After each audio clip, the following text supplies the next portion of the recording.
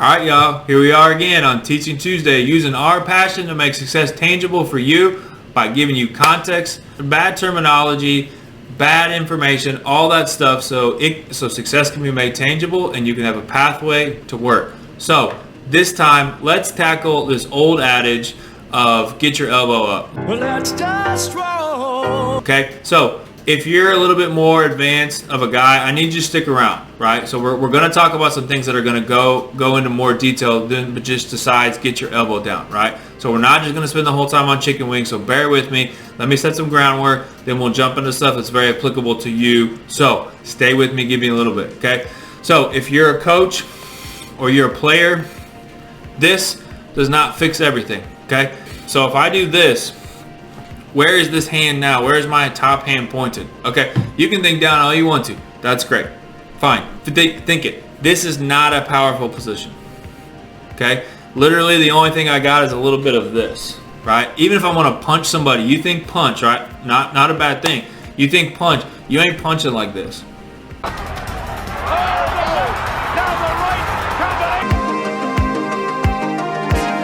Okay? So this is not a cure-all, be-all, end-all. It's not, okay? And really what it does too is you see how it's messing up?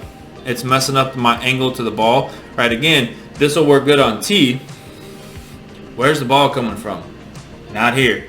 If you're about as approaching the zone this way, then you are in the zone extremely short, very, very short margin for error, and that's not a good thing. It's not going to help you with long-term success, right? So again, so watch here. If I'm relaxed and then I go up, okay, not only am I weak now, but I'm locked, I'm flexed already, right? So the problem with a flex position when I want to move fast and quickly and explode is I'm slow already. I'm slow because I'm flexed and my muscles are already at that strong explosive part, and I'm in my shoulder, right? So my shoulder is a ball and socket, which we've talked about before. Okay, it's a ball and socket, and it's gonna, if I rotate it and I load it, it's gonna uncoil and take me away from the ball. And there's a lot of little muscles in here inside that don't need to be involved. Okay, so like again, this is not the deal. It's not. You gotta get away from that if you do that. Okay, so how do we fix that? So the biggest thing, the simplest and biggest way to think about this, I think, is like our hands have to be weightless. Okay, so like the bats that we swing aren't super heavy, right? But they're not light either. And here's what I mean by that: it's not light to get to the baseball. Even if you're a strong dude, even if you're a pro guy, like it's not completely light to get to the ball because like velocity is there. So many different factors go into there, but they're not heavy, but they're not light. Okay, so like if we can feel like we're moving a feather and those hands in the bat are weightless, that's a huge thing. So start there. We got to feel like weightless. Well, how do we feel weightless? Great question. Okay, and that's what we're going to hit on now. So think about this, right? So like some people, there's this term scap. It's something that's in your arm. It's a stabilizing thing within your arm to help you do different things, right? A lot of people have a hard time understanding this concept. Okay, if you're watching this and you've got a decent understanding of the scap and you're tripping on some stuff, hit me up. We can talk about it. But like, so instead of thinking scap, okay, for this with the bat and the moving it and all this, think about your lats. Okay, so your lat pull down, the push up, right? The stuff that looks real flex when you're doing when a yoke dude or yoke girl is doing pull-ups. Okay, so your lats. Okay, so think about your lats. As soon as you stride to the ball, your lats are going to take the bat, okay, and put them in the launch position. The problem with being hands only and getting into launch position, you're not going to put it in a perfect spot every single time. You're not really going to put it in the same spot. And because you're doing it with your hands, you're also creating false separation feel. True separation feel is going to feel like a stretch of a rubber band or a stretch of a seatbelt, not a tow cable that's going in and out, and sometimes I have it and sometimes I don't. Again, if I'm here and then I stretch here, I feel separation. I feel tight here, false sense of separation, okay?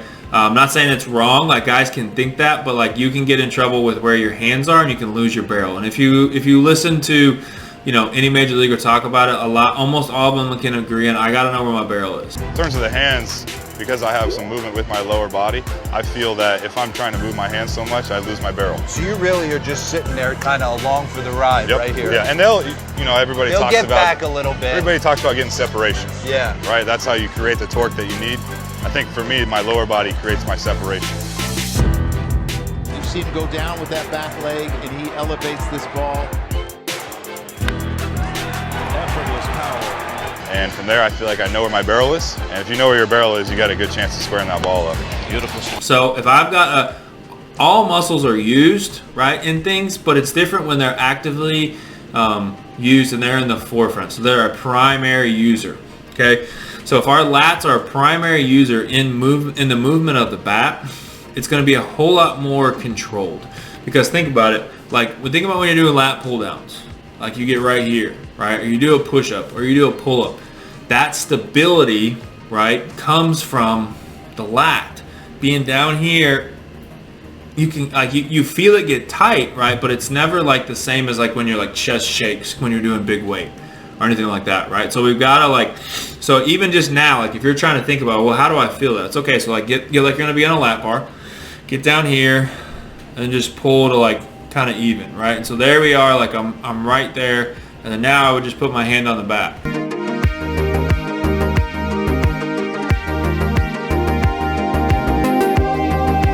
Now my lat has the bat. That's how a lot of those guys, their barrel movements look so free and easy, right? Like a Mookie Betts or a Josh Donaldson or anybody, right? Take two guys that are opposite of that. It doesn't matter, right? Any of those movements that are synced up, right, and just look like the bat weighs like a feather, they're using, I believe that their lats are primary users in the movement of the bat.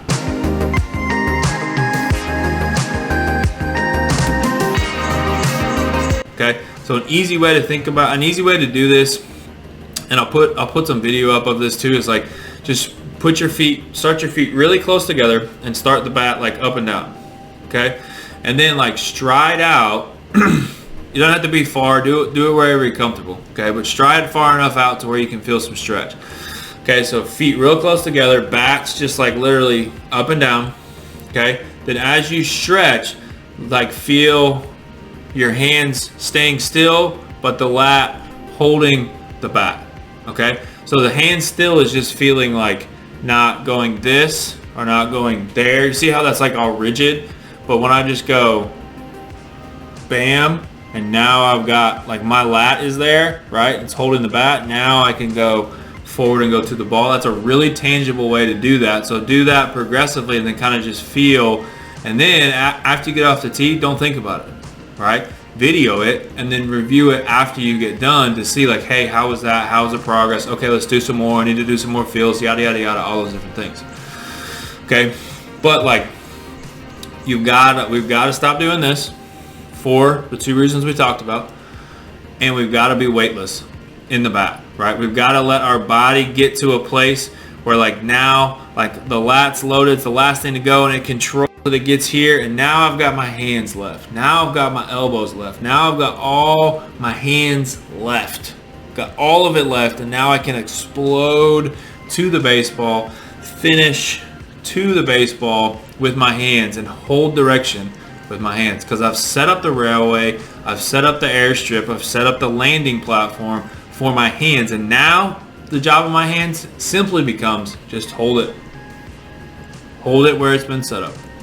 Hold it where it's been set up. Okay, so that's the biggest thing that I want you to be able to take away from this is know, okay, relaxed, and we got to get into a consistent launch position, and that's what the lat will do. The lat being in charge of the bat once you stride, okay, will help you get into a consistent launch position, which means that your entry position into the zone is going to be the same almost every single time. And a bonus perfect part of it is then when you face a slider, when your lat has the bat, it can sink and hold a whole lot better than the hands trying to hold it. Okay, so if I can hold, be able to pin, almost like safety pins, like when I'm pinned up against like a caulk board, okay, like a board where you put push pins, right? If I'm there, right, then and I get something that's not perfect, I can pin and hold and then release and go. Okay, so that's why I know, but those are all the reasons how to get it to where you get into a good position of launch every single time, and then consistently get into the zone and stay through it. Okay, so that's how you do it. That will really help you. So I'm really glad that you're watching this. This really is something I'm passionate about because I didn't have this information. So I want you to hit subscribe so you can keep getting my hard work that I'm putting in and giving to you, so you can keep making success tangible and you can keep getting better and better and better. So hit that subscribe and I'll see you next week.